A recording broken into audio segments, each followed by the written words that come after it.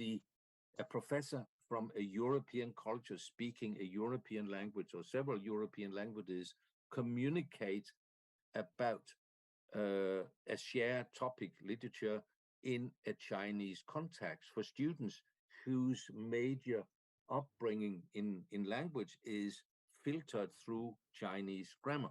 So it's creation of communication, it's not word to word. Second, translation depends primarily on communicative situations, not on grammar. My communicative situation was teaching postgraduate students. It was not a linguistic class. It was not a kind of battle about who speaks English best. But in the communicative situation, it was about who are able to say and tell what is most essential about a certain topic, literature, related to the students' various projects. Some had projects in media studies, some had in linguistics, some had in literature, and so on. But it was a communicative situation that set the frame for the translation more than the grammar. And Schleiermacher was very, very, what shall I call it, aware of the fact that translation is not something we do with language only. It's something which is built into language, because when I speak to you in English, now and then I rephrase what I'm saying and I translate myself in order to find a better expression, in order, as I do now, in order to express myself in a more clear way, I hope, for those who are involved in this communicative situation, namely listening to a lecture. But translation is a mutual translation between languages, not just a one-way transfer from one language to the other. Because when you translate, say if you have tried to translate a text from Chinese into English, you know that you are both aware of English in a new way because it has to be compared to Chinese, but you are also aware of particularities of Chinese, which you would never have been aware of had you not been involved in a situation where you had to translate it into English.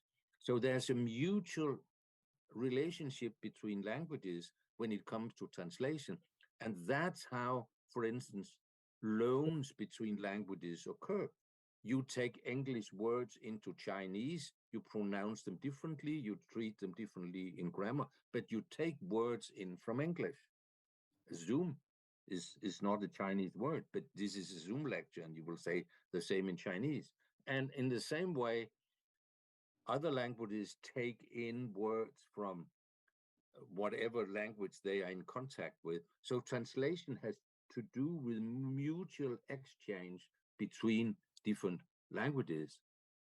Even in European languages, we have words from Arab in mathematics, for instance. We have loan words from dead languages like Latin and so on and so forth.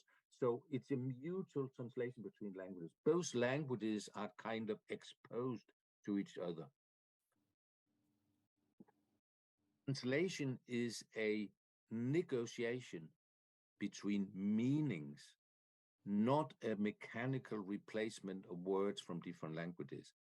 So when I try to repeat myself now and then, trying to be clear to you, trying to explain myself and do it with different words and so on, that's because I want to have carry the meaning over to you of what I'm going to say. And that is negotiation between people. Just like in any situation when a student says to a teacher, couldn't you explain that a little clearer because I don't understand precisely what you were saying? So we start to negotiate. Oh yeah, I will try once more. Was that better? Oh no, could you try to rephrase the last part of it once more? I didn't quite get it. And this kind of negotiation is what translation is, where translation is an active force. And that's the essence of cultural exchange within a globalized perspective of humanities, that we are able to negotiate meanings between each other. And therefore, translation is primarily bound to the cultural context of the target language, of the language into which we translate, not by the source language. If we turned it around, let's say we turn it around, and the translation was determined by the cultural context of the source language, then, as in the example I will come to in a little while, then to translate Shakespeare into Chinese would be to transfer Renaissance English from the 15th century into Chinese.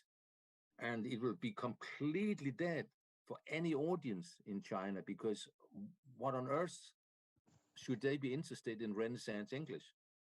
But the moment you translate Shakespeare and make a performance, make a movie, or whatever you do, then you are aware of all the time, how will this be perceived and understood by the receiving language, the target language. So it's the cultural context of the target language that defines how translation can help communication and cultural exchange. And that was the idea that Schleiermacher came up with in 1813. It's 200 years ago. And that was rather advanced. And these ideas were actually not taken up in translation studies until the 1980s or something like that, 150 years or more later. And that's kind of what translation studies people are interested in today. And it's also important to note here that it also goes for translation between different media, like into film, into pictures, into paintings, into whatever media we try to use. Some of those who took up these ideas in the 1980s and 90s made a short, practical set of kind of points for the practical for the practice of translation. And they said there are four, it's two researchers, Susan Bassnett and André Lefebvre. And I'm actually sitting in Susan Bassnett's office here. She's a very good friend of mine. They come up with their four components in translation, in all translation. One has, of course, to do with language and information. And we have to know about semantics and grammar, vocabulary, and so on and so forth. The second has to do with what you would call aesthetic norms. That's the form into which you choose to communicate efficiently. If I present a lecture in a certain place where they are accustomed to have lectures in other ways than I do it, then there will be a problem with the style and genre and the aesthetic norm of how I'm going to speak. And I speak very much like a Western professor. And then you also have things which has to do with how you communicate, the rhetoric you use. So what are the convincing strategies of communication? There are some who has I have experienced often that we have, when I was still active at university and have visiting lectures, that they had a different strategy of communication, which worked very, very well in their home country, but not at all with my students. So you need, in order to convince people, you need to adapt to strategies of communication, which kind of fits into the local cultural context. And then, of course, the fourth component is the larger cultural context of the languages involved. And that has to do with cultural values, like, for instance, what I referred to in the beginning, the use of first nouns, the way of being polite, the use of family names. It has to do with habits. How do you sit in a room? How do you organize yourself when you lecture? In some cultures, like mine, I would never lecture just in front of a group. I will mix them up and place them in small tables and interrupt, so there are small discussions in between and so on. So there are habits, and there are, of course, also ideologies. for instance, saying which topic can you talk about, which topics are you not allowed to or supposed to talk about. It would be considered impolite, maybe, and you will not get your message through. You will not carry over. So those four dimensions will be active in translation, and that's pretty obvious. But what is less obvious, but equally important, is that it is not a given that, for instance, number one, language information is the most important. There might be cases where you don't know a language very well, but you know really a lot about the cultural context. So one of those can compensate for what you don't know in other dimensions. They are not always equally relevant. And one of Schleiermacher's basic point is that the cultural context of languages involved is more important than language and information. You cannot do without knowledge of language, obviously, but it's not necessarily the most important to get a communication going or get a message across. And that also means two more things, namely that translation is very often a collective practice. If you work with, say, I want to translate a text from a language I know, French, and I translate it, but I still need to talk to people who are native speakers of French. I will have to consult a dictionary very often. I will have to check information about France in a encyclopedia or on the internet or something like that. And those kind of informations are, of course, produced by other people than myself. So directly or indirectly, translation always involves a collective process. And that's why the cultural context is of essential importance, fundamental importance to translation. It also means that you might make a distinction between direct translations, where you translate from a language you know very well in a context, indirect translations, where you work through another language than the two languages involved. The first translations of Chinese, for instance, into my language was done by indirect translation, mainly from French and German, but not directly from Chinese. Today, there are many students in Denmark and graduates in Chinese, so we have excellent translation directly from Chinese. But that's the phenomenon from after the Second World War. Before that, it was always indirect translation, but still, it was a way of establishing cultural interaction. So my two examples, of which I will take the first now, has to do with examples of direct translation, and the other one, an example of indirect translation. And both of them have the same effect on the possibility of cultural interaction, which is, again, the core of the opportunities in global humanities, still on local conditions. So with these introductory words about the background for a lecture and for the notion of translation as a tool primarily for communication between cultures, not a tool for linguistic and grammatical correctness, I will go on to the first example. And that's about Shakespeare. Shakespeare is, of course, a part of the global canon. So when you talk about global humanities from a literary angle, of course, Shakespeare is an example, just like others will be Nobel Prize winners, song poetry, tongue poetry, and so on and so forth. And I take an example from my own language because it's a very good example of how the cultural context influences the translation in relation to the target audience, namely, in this case, the Danish audience. There are a couple of facts about Shakespeare I will just remind you of here. First of all, until about 1770, that is kind of the central part of the Qing dynasty. Shakespeare was not known very, very well outside Britain. He was a local author in Britain. And even in England,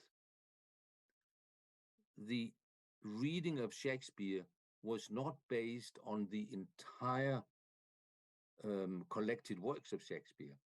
It was primarily the historical dramas about the kings and so on of Britain. And many of Shakespeare's plays were, when they were performed in Britain, they were changed.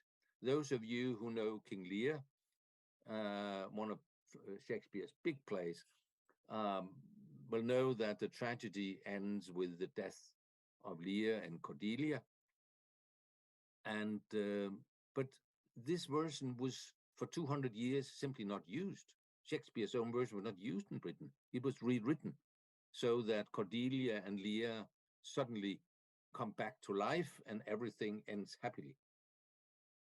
We would never accept this ending today, but that was again a kind of translation within English where Shakespeare was rewritten in order to be digestible, if you like, for the target audience, namely the British audience or English audience about 150 years or 100 years after Shakespeare's death. So Shakespeare was a local author. He hadn't got any global fame, not even in Europe. So around 1770, in Germany, when the movement called Romanticism came up, people became interested in Shakespeare's dramas because they were different from the classical tragedy and comedy we knew in Europe, which was inherited from Greece and Rome. So Shakespeare became a model for a new way of producing theater. It was not his poetry, it was his theater. And it was not the historical dramas because they were not interesting in Europe. But it was dramas about King Lear, about Hamlet, about some of the figures full of melancholy and so on. And it was the comedies with lots of fairies and supernatural phenomenon and so on, where Shakespeare broke the rules for production of theater on the European continent. So Shakespeare's what shall I call it, the repertoire within Shakespeare's entire work changed a bit when he became famous outside Britain. And particularly in Denmark, of course, that was interesting because the history of Hamlet is a history from Danish history. And Shakespeare was not able to read Danish, but he has read a translation of Old Norse history and so on, and found the history of Hamlet in a set of rewritings and indirect translations and so on, by the way. So there was a Danish guy he was an actor. You can see him on the PowerPoint, Peter Forsum. And he was very much into that movement of we need to renew the theater, we need to look at theater in a new way. So he took in Shakespeare and translated Hamlet. He did so in 1803. He knew a bit of English, and there were two editions of Shakespeare's entire work, or most of Shakespeare, which were available to him in private Danish collections, not in the official libraries, but in the public library, in private collections. And there were a few people apart from him, who also knew English. English was not a shared language in those days in Europe. It was German and French. Very few people knew English, mainly people in commerce and so on. But he happened to know English. And he got hold of those original text, or this edited text, and translated Hamlet in 1803. But in 1801, Admiral Nelson during the war in Europe, the heavy wars in Europe called the Napoleonic Wars, attacked and bombarded the Danish fleet outside Copenhagen. So, of course, you could not translate a piece of an unknown British author, the enemies, from the enemies, and perform it on stage. So he was not allowed neither to print nor to perform his Hamlet. He also translated Julius Caesar, which is about the murder of Julius Caesar. And of course, in Denmark in those days, it was before democracy. There was heavy censorship and so on. It was an authoritarian state. So of course, it was abandoned from state. He couldn't publish it. In 1805, he was allowed to publish his Hamlet, not the Julius Caesar, but to publish Hamlet. Not to perform it, but it was published. And you can see the front page of it on top. It's the version from 1807. And then he was ready almost to put it on stage in 1807. But the English came back and made the terror bombardment of Copenhagen and went away with the Danish fleet. It was a disaster, catastrophe, and nobody, of course, could perform a piece by the main author of the enemy on a stage in Copenhagen. So he couldn't do it.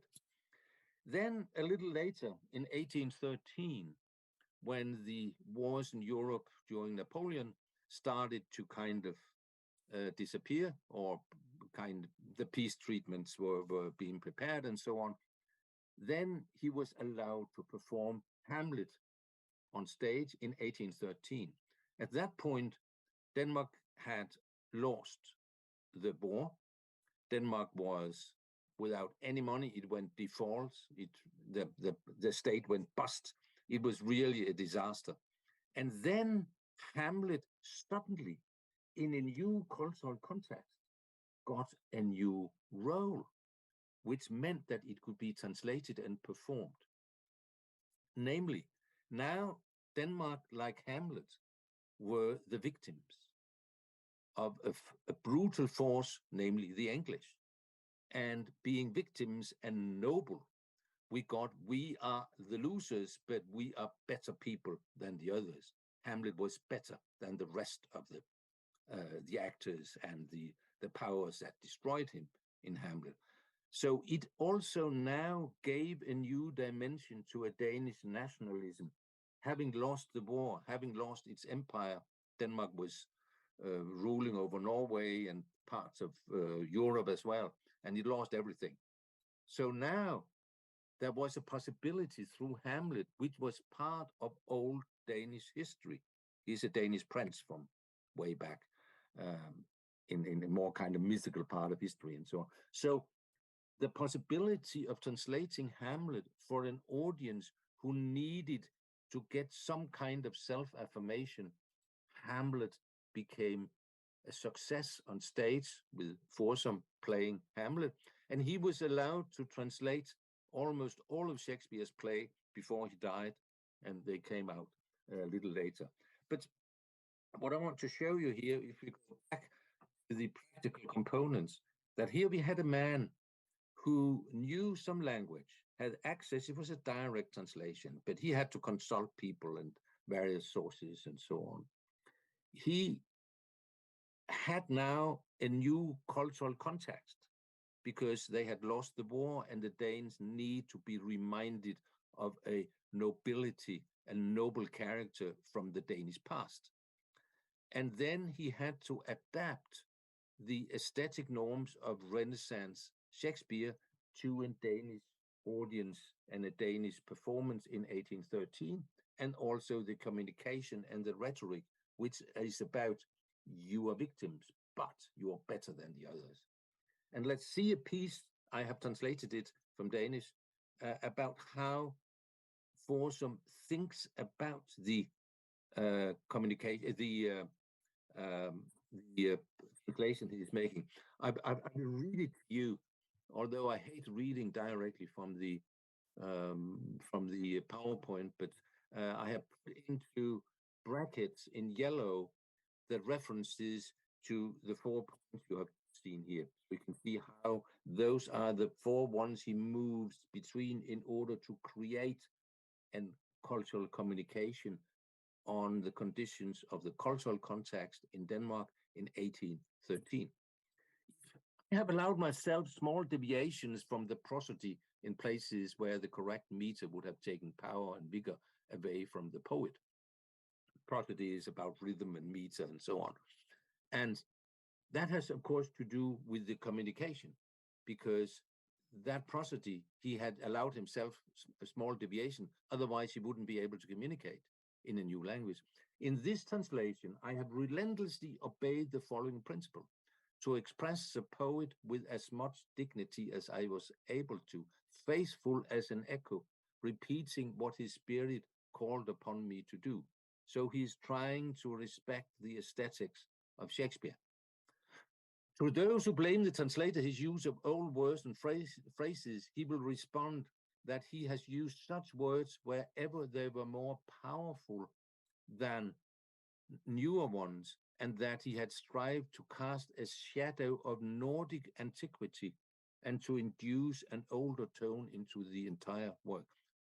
So he's not trying to translate Shakespeare faithfully as a British Renaissance author, but to change him so that the reference to history becomes a reference to Nordic antiquity, not to Renaissance Britain. So that's a cultural context that is important here. And he did so because such is Shakespeare's language, and this language is not modern and hence does not depend on the volatility of taste and mood. So here he relates to grammar, to Shakespeare's language. This is language which is 200 years or more old, and that he respects, but in a new cultural context. Finally, he wants to add that he has not blindly followed particular commentators' reading, and at times he has followed an edition which by some may be regarded as less reliable, yet which seemed more Shakespearean to his proficient eye and ear. So here he does not rely on a grammatical choice about which edition is most reliable, but on an aesthetic source, which one is most efficient. And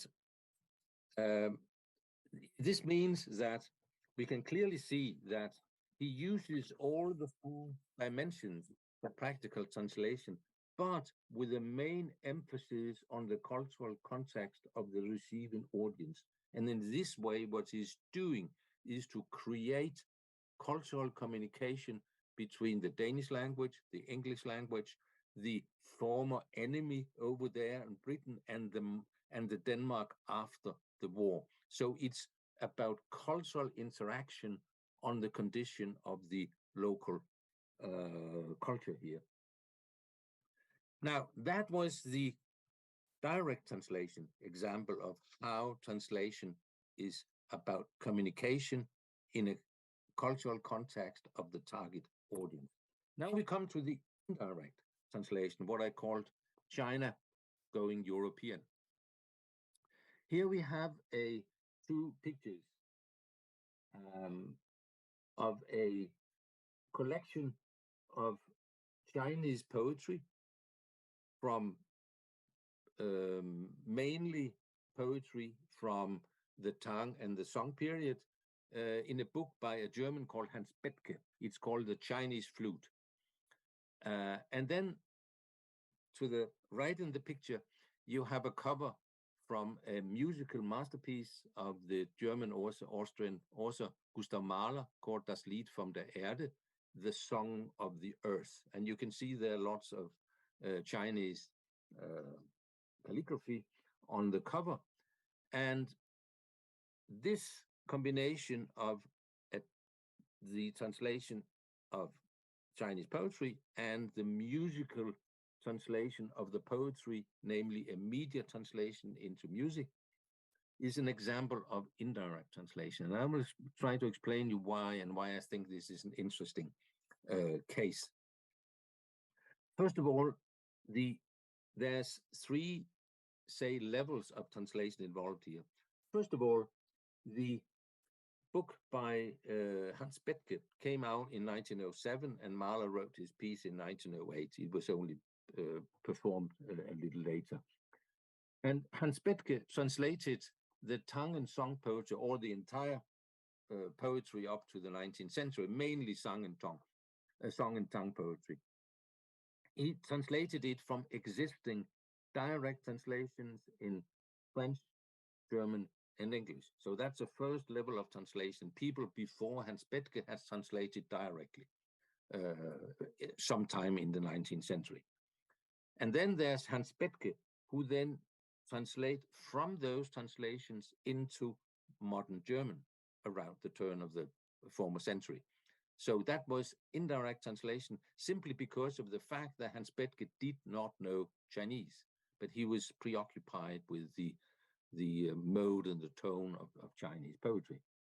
And then the text by Hans Bethge were then taken over by Mahler, whom in this piece of work, which is a symphony with soloists, two soloists, a female soprano and a male tenor, or not soprano, mezzo soprano, but doesn't matter, and a female and a male tenor. So what Mahler did then was that he revised and rewrote Bethge's indirect translation, and at the same time he composed music inspired by classical Chinese music, taking in new instruments, new tonalities in the musical language of Europe. So there was a textual translation, which was indirect, and there was this musical translation as well. So what we have here is a case of cultural interaction through multimedia translations on on several levels. And what Mahler did in Bethge's selection of poetry, again, he selected about 83 poems from before Tang period, older than Tang period, then Tang and Song, half of the book. And after that, the kind of 1,000 years between, say, the year 1000 and the year 1900, 900 years, he had about 12 or 15 poems. But what Mahler does, having this collection in front of him, is that he selects only poems by Tang and Song poets, and only by Li Bai and Du Fu, two of the most well-known poets there.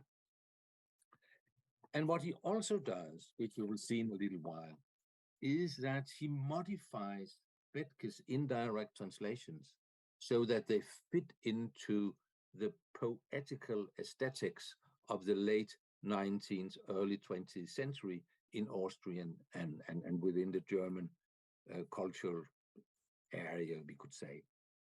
So if we go in here and see how these two authors and musicians here go about it. First of all, point one, language, semantics, grammar, vocabulary doesn't mean a thing because they don't know Chinese. The aesthetic norms means a lot, but that's the aesthetic norms of late 19th century Europe.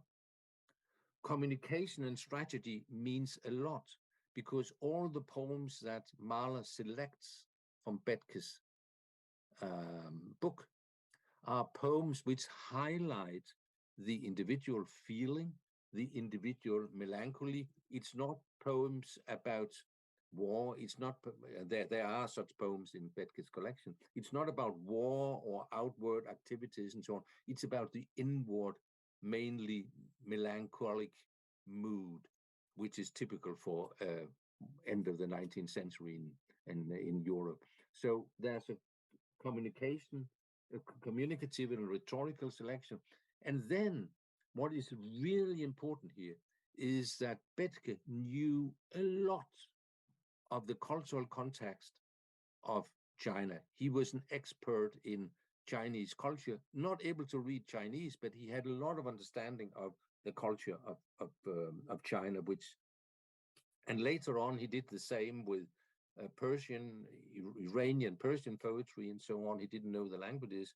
But what happened after Bethke did that was that the interest in Asian literatures grew in Germany, and new university departments were created for people who really knew the languages. So although he was not knowledgeable about that, the cultural effect in the cultural context was that a more serious preoccupation with the Eastern cultures and languages came into Germany, Austria, into what we could call it was before the First World War, the greater German language area and the domain of German culture. So these kind of effects of translation in terms of cultural interaction do not, in the first place, depend on language and information. It depends primarily on the knowledge and sensibility to the cultural context in which you communicate and in which you want to negotiate the meanings you want to transfer. And in order to illustrate that, I will give a few examples of how Bethke tried to make an indirect translation in line with the aesthetics and rhetoric of song, tongue, and song poetry, whereas Mahler takes it out of that context and turn it into a more psychological, inward-looking, self-reflexive mode of late 19th century. For instance, there's a passage here where Bethke translates und ewig sind die weißen Wolken, and internal are the white clouds. The clouds, of course, are very important symbols in lots of Chinese poetry. They are always there, but they are shifting and changing in every moment. They have a new appearance in every moment. And this kind of the changeability of the world of human experience is crucial to tongue and song poetry. But that's not what Mahler does. He rewrites this passage and writes, ewig blauen liegt die Ferning, ewig. Everywhere and eternally the far distant lightly turns blue. It's not about the clouds, they are gone. It's just about the melancholic mood, about being far away from the blue in the distance. It's made emotional, not concrete as with the clouds, and it's made melancholic, and it's made inward looking instead of being outward looking on the clouds. So this turn from the outside to the inside is what Mahler does. And there's another example here where the writes, ich stehe hier und harre des Freundes, der zu kommen mir versprach. I stand here waiting for the friend who promised to come to me. So it's waiting, it's concrete waiting, and there's a friend out there who never comes, but who is out there, exists. And that's not what Mahler writes. Ich stehe hier und harre meines Freundes, ich harre sein zum letzten Lebenbuch. I stand here waiting for my friend, waiting for him to take the final farewell. So suddenly there's a death dimension coming into it, which is totally in tune with late 19th century European poetry, whereas Bethke is much more concrete and bound to concrete situations of coming and going, farewell and arrival and departure, and so on and so forth. And in the last song, the symphony consists of six parts. It doesn't matter. But in the last part, Mahler simply adds to Bethke's translation, start to write his own poetry. The earth breathes full of rest and sleep.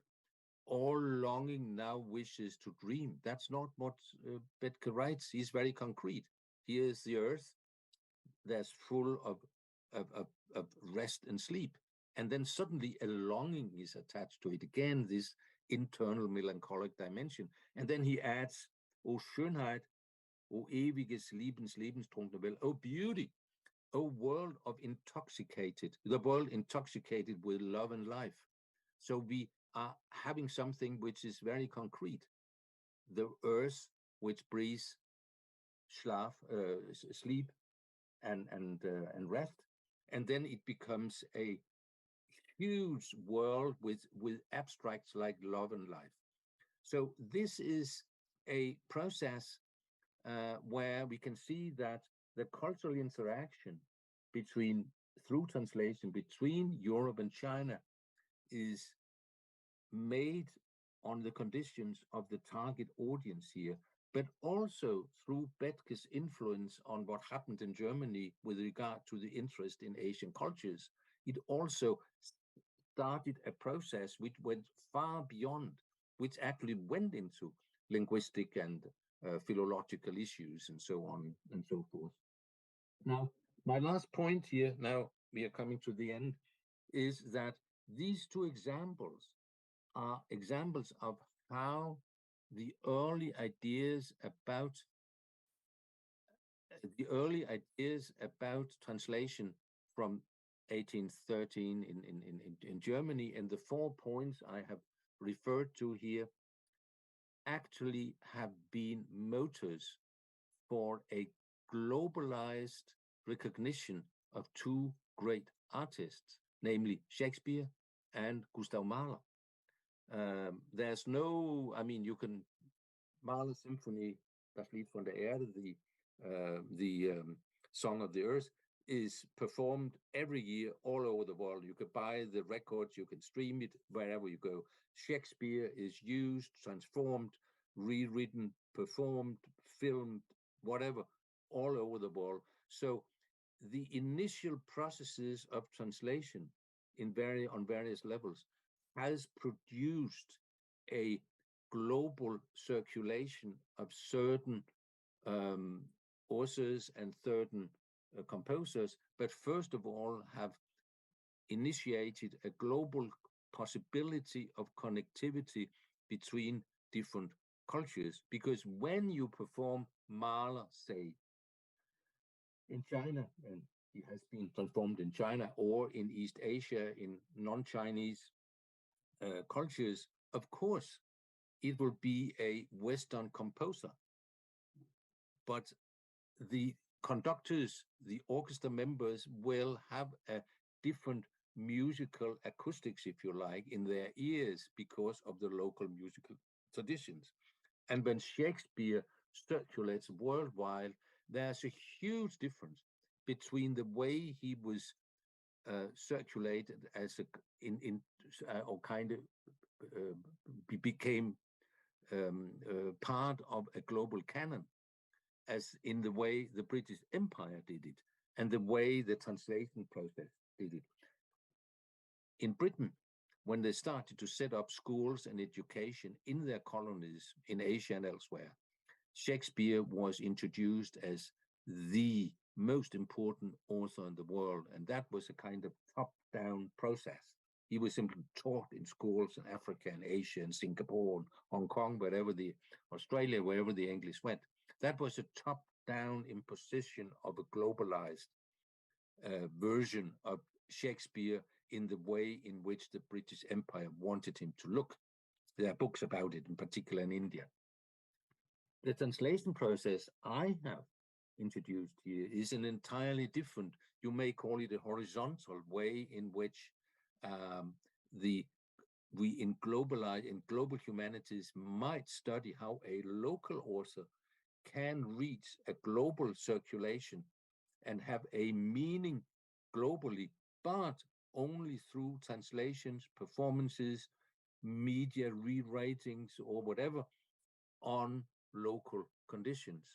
I remember still when I saw Macbeth for the first time in Japan, and that was, it took some time before I realized it was a Japanese version within the Japanese theatrical culture of Macbeth. And there was a couple of years ago, I saw in Copenhagen, in the Chinese Cultural Center, a group of actors from Beijing, in an exchange with the Royal Theatre of Copenhagen, made a performance in Romeo and Juliet. And that was, of course, according to the traditions of Chinese theater. So these kind of global circulations of texts which talk about human activities, intentions, and initiatives, which is the core of humanities, they always do so on the local condition. Otherwise, you can't transmit or transfer the meaning. And global humanities, if anything, is not about a global canon or a global set of values and so on. It's about the possibility of having ongoing negotiations of meaning between cultures, and that's what translation is about. Thank you so much for your patience. That was about 1 hour. Okay, thank you very much. Again, I have learned a lot.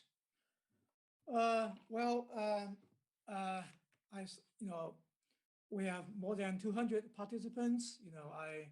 I guess many of you will have questions for Professor Sven Erik Larsen, and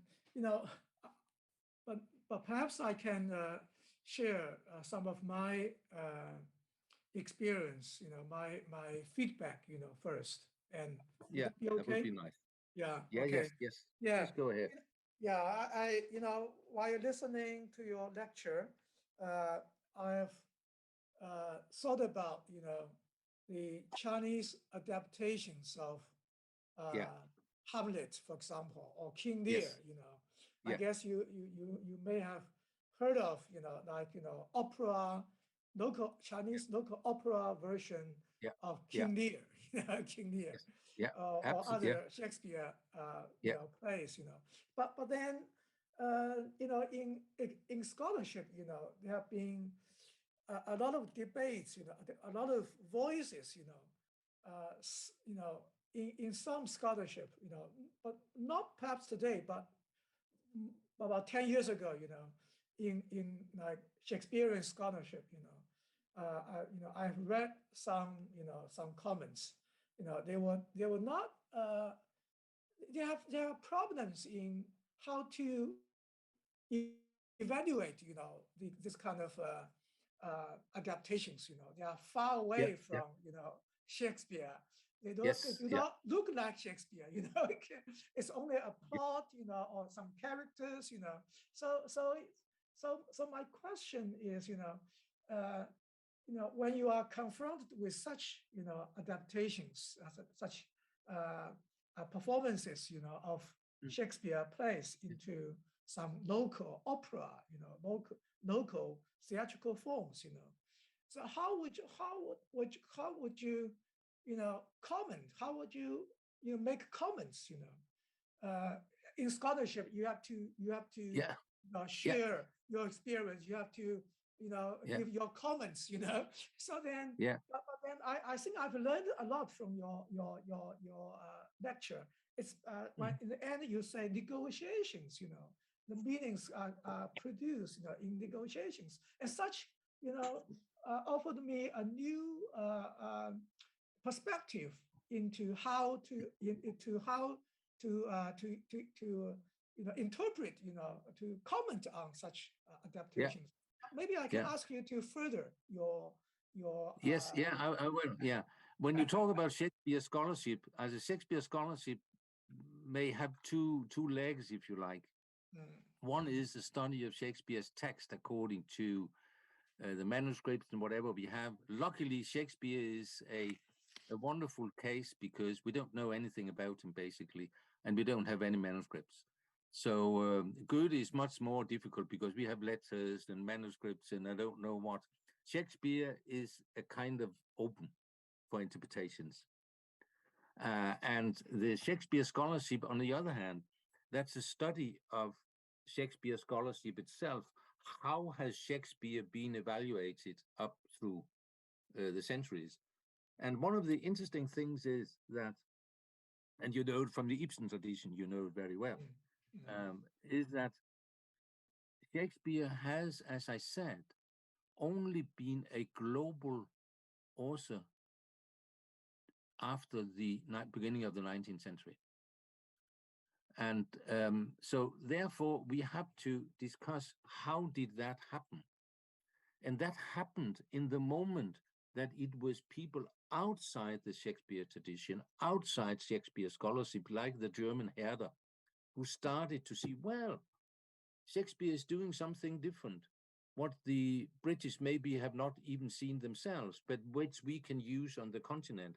And then started what I think is most important when we talk about global humanities, translation, and cultural interaction, namely every time you perform a piece of Shakespeare, then you are experimenting with the value of Shakespeare in a new context. And I don't think I have seen once a full performance of everything you could collect of editions of Hamlet, from the first folio, from the first quarto, and so on and so forth.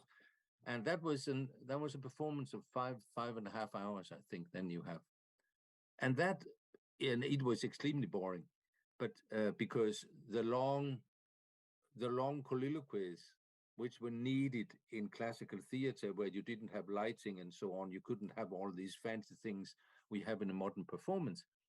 So it was extremely boring. So I don't know of any performance of Shakespeare, also within Britain, which is not an experiment. So every time you read a text with students or read a text from yourself, the basic question is basically, why should I still read this text?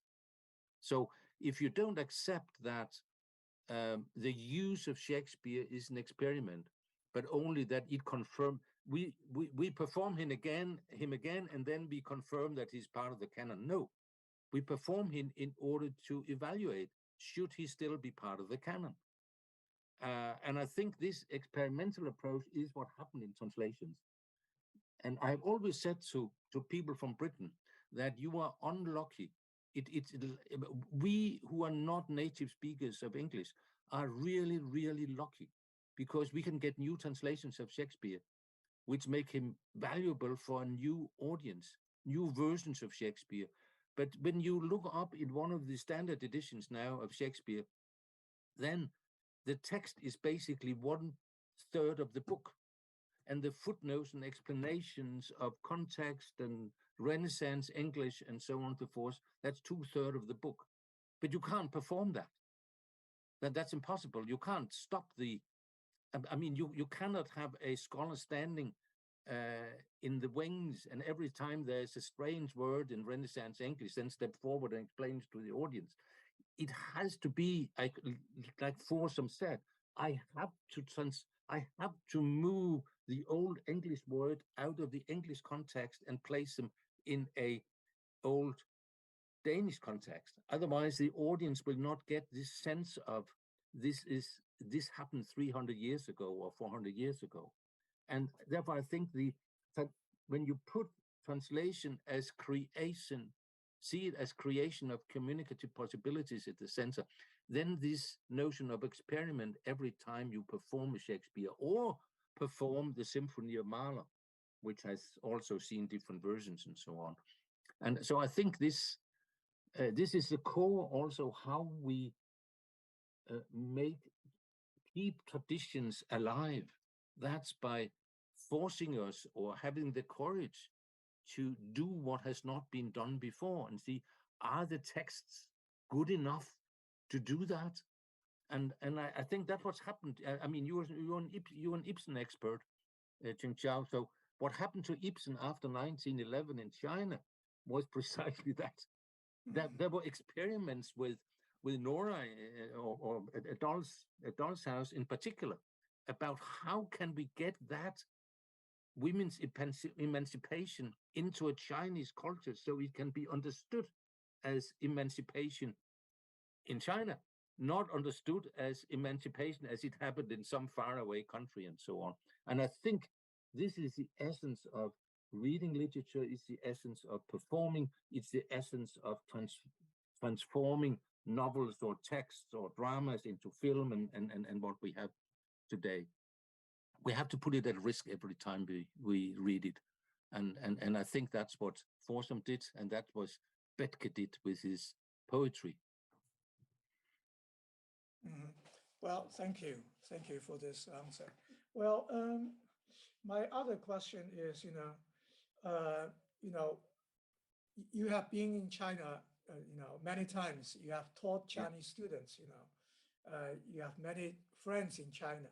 So you can see, we have in China, we have translated, many great works in the West into Chinese, including Hans Christian Andersen, right? Yes. Your Henry Ibsen, or or Shakespeare, many others. If you go to any Chinese bookstore, you will find maybe sometimes shelves and shelves of books, are translations of Western literature. We're talking about literature only today. So, but then when you go to a bookstore in Denmark, for example, you will find very few, not so many, I would say, not so many collection titles in Chinese, from Chinese literature, in English or Danish translation, So actually, there's a big question, I put it forward, in China, we are curious, So what kind of literary works should be introduced, to the West? What kind of, literary, stuff, readers in Denmark or in Europe, would be very much interested in, and what if you have ever, I guess you have read some translations, but then what maybe the problems in translating Chinese literary works into European languages, including Danish, In China, we have been very much curious about this, I think one thing that meant a lot was that there were people like Bethke in various countries who kind of founded,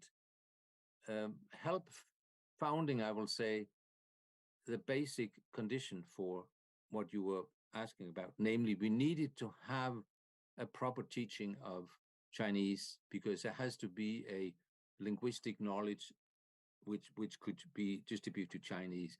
It's interesting that when Goethe discussed world literature in 1827, it was the basis of reading some kind of Chinese translation. I have been through some of those translations into English. Goethe wrote English or read English, and they are very kind of rudimentary and so on. And that was the kind of early stages of the knowledge of Chinese philology and so on.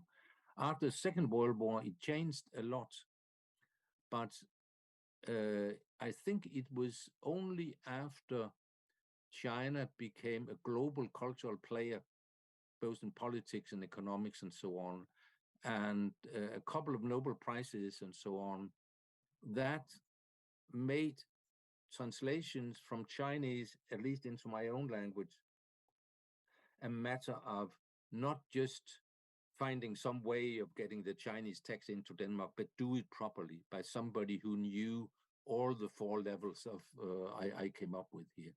So now you have many more selections of Chinese literature, and it will mainly be contemporary Chinese literature you will have.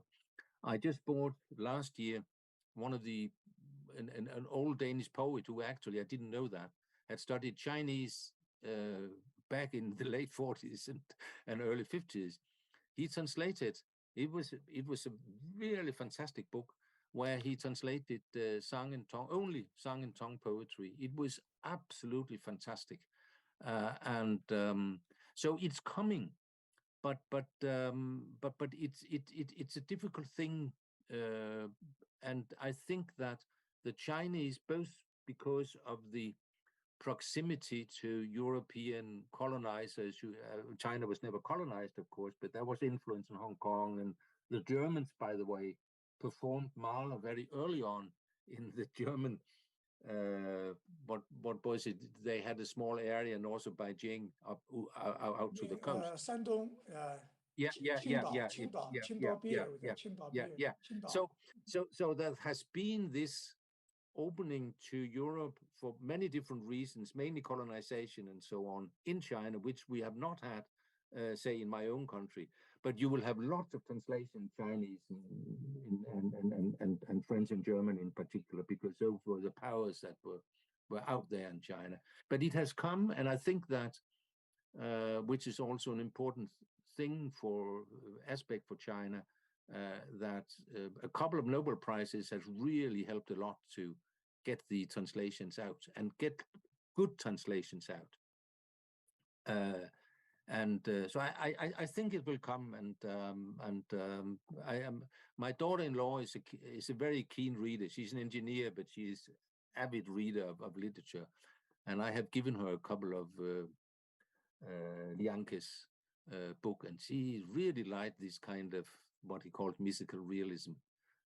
So I think it will come, but it has not been to the same extent as you describe in China. And I think also the Chinese foreign language studies had been very much bound by the conception of the conception of who belongs to the canon as it was defined, not in China, but in America, France, England, and so on and so forth. Whereas modern translation are less kind of preoccupied with these kind of who belongs to the canon or things like that. But I think it will come. But you're right, there's a asymmetry there. Okay, one question in the chat room. It's Fan Suying. Fan Suying, could you please just unmute yourself and ask your question? Okay. Hi, Professor Larson. So delighted to see you again. Yeah. Hello. Yeah, put your camera on. Not very convenient. Sorry.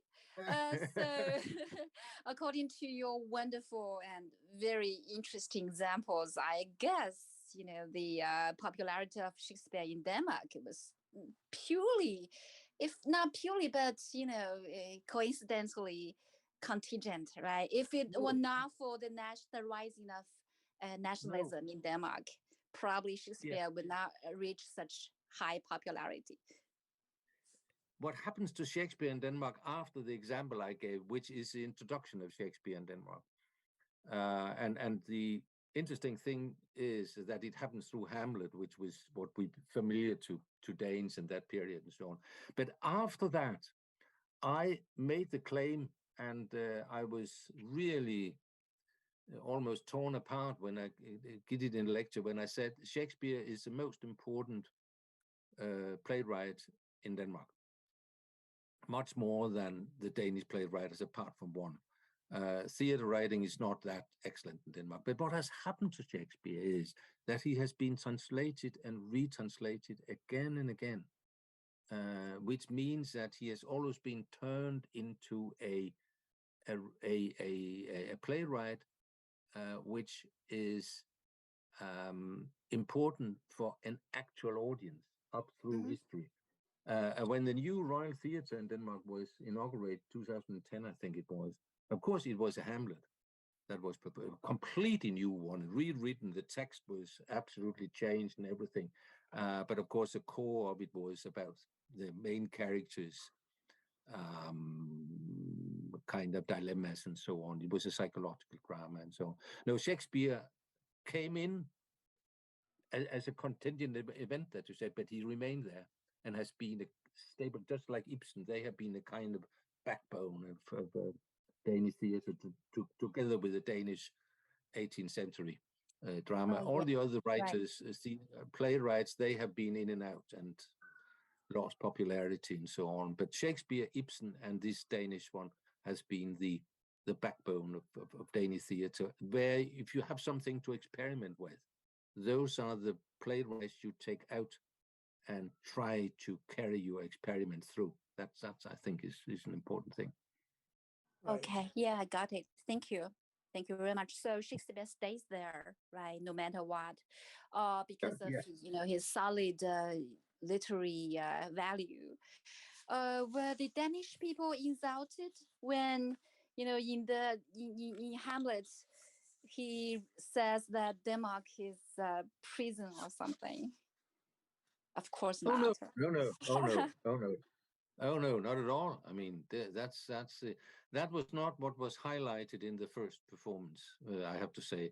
But later on, when Hamlet also was used in a context where the Danish kind of inwardness, parochialism, self-centeredness, and so on, then these kind of metaphors came up. But what is interesting with Shakespeare, of course, like all of those canonical authors, is that you can almost do anything with them you want, and they still remain very, very strong. I mean, and that's the same for Shakespeare. There are so many facets and so on, and we have a Shakespeare performance, outdoor performance every year in Elsinore, where Hamlet comes from, and it's different companies from around the world who gives a Shakespeare there in English normally, but also from Eastern Europe now and then in other languages. Thank you. Okay, other questions?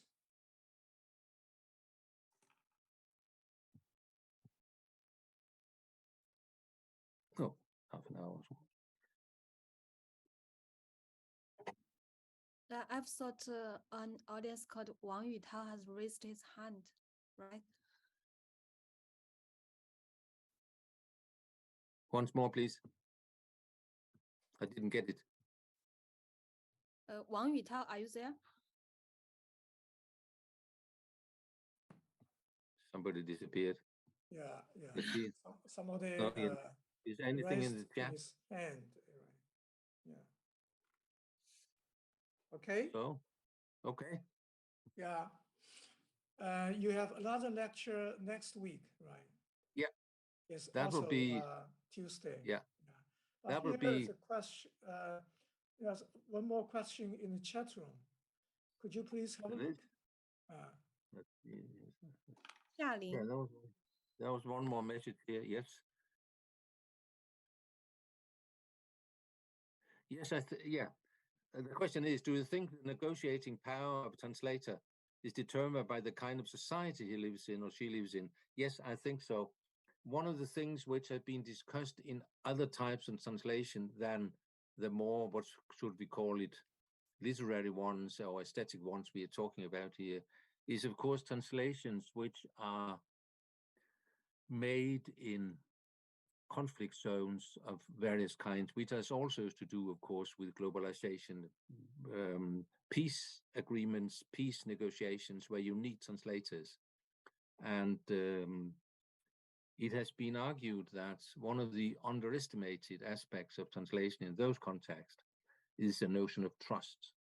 Because if you have a translator translating, say, negotiating peace agreements in Afghanistan, as we had, which were kind of a mess, a chaotic mess last year.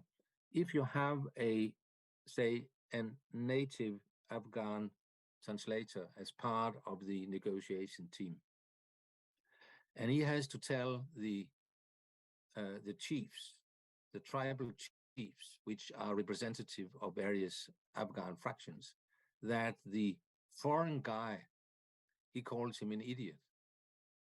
And then, of course, he translates that directly. That will never work. I mean, so you always have to trust the translator that he is able to adapt the messages to the local culture in a way which is so that it's understood as in accordance with the intentions of the foreign representative, whatever. And that's very, very dangerous, because now and then this translator will have to lie a bit to make the negotiation process a little more smoothly. And we see how some of those translators after the war has been persecuted in their home country as collaborators, and they have had to flee. And at least in some of the European countries who participate in various ways in Afghanistan, has had to my mind, a almost disgusting lack of understanding for the translators who fled because they were persecuted at home as collaborators and so on. So there's a political context which is now and then much more difficult than the broader cultural context I have been talking about. And some translators pay for it with their lives. And I think part of their translation in that, in such types of negotiations, which are coming out of profound conflicts, they have a very, very difficult job, which depends on the political situation, and that depends on their lives. I mean, and a slight example of that was actually Peter Forsum, who came out with his book, but censorship said, no, you cannot publish that book. That will do propaganda for the enemy. It was only 10 years later when the whole cultural situation shifted that he could do it. And if you go up to some of negotiations in today's conflicts, and I guess we will have see some of the same thing happening in the war in Ukraine in the coming time. Their translators there were really, really depending on the political situation in a very narrow and very, very dangerous way. I think there's one more question by Wang Xiang. Yeah. Oh yes, thank you, Wang Xiang. I have taken some of those texts back with me to Denmark and shown, because I've seen in public parks, in airports, and so on and so forth.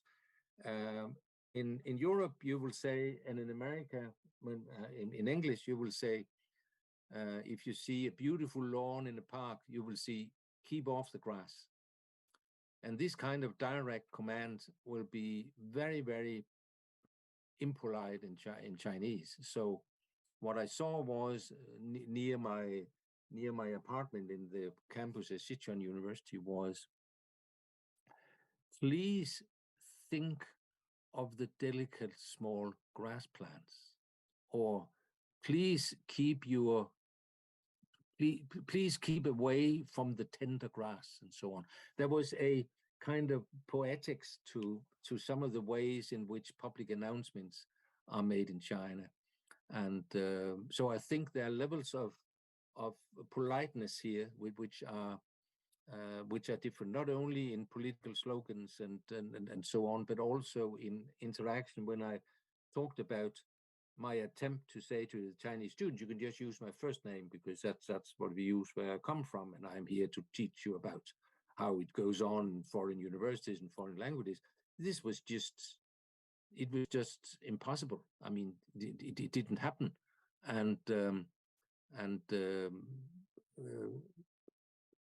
when I try to explain to them that, for instance, if my students at home would not use my first name, I would feel it as a sign of a cool distance, which showed that they really didn't want to interact with me. For the Chinese, it was, of course, entirely the opposite. If they did not use my title and my family name, or last names, as we would say in my country, then it would be a sign of disrespect, and therefore a lack of possibility of communication and so on.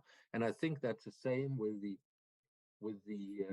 translation of signs in the street, or posters and political slogans and so on, that the let's thousand what was it, the tusind blomster, that the Mao's old one about the thousand flowers and so on.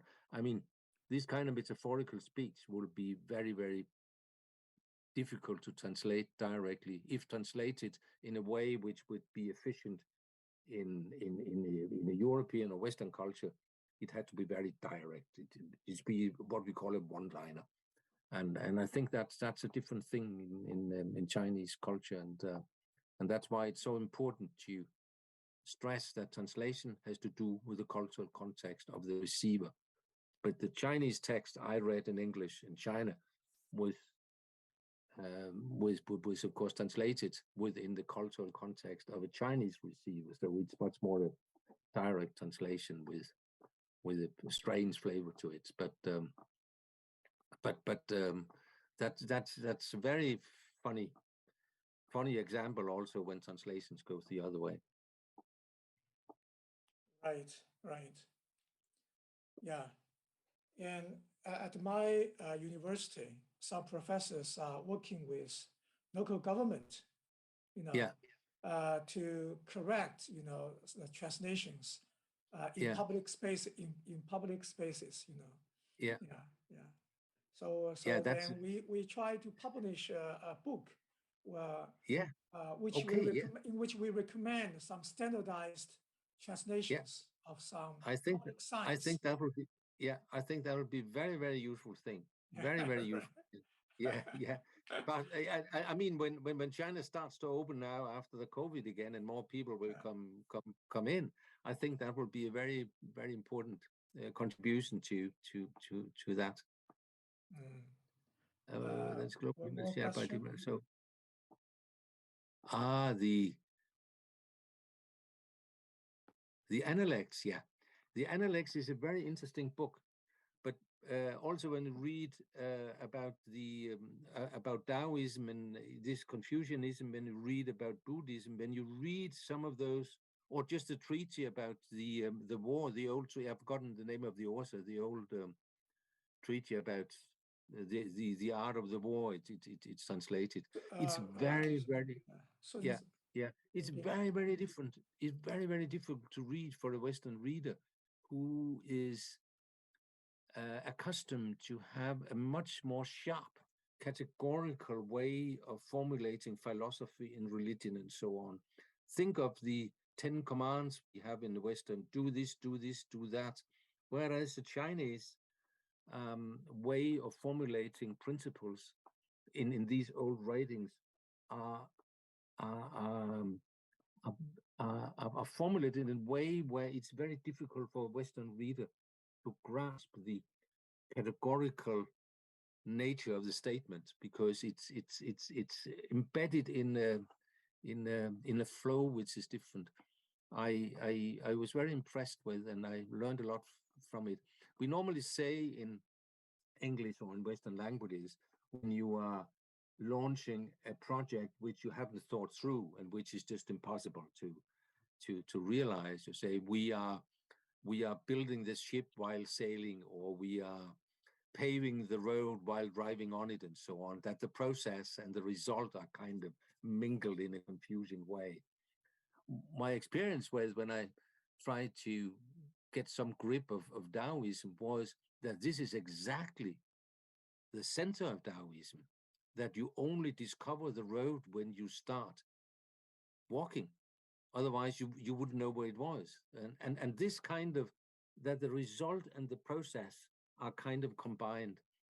That's something which is foreign to really foreign to Western thinking. First you prepare, then you carry out, then you evaluate, and then you change, bum, bum, bum.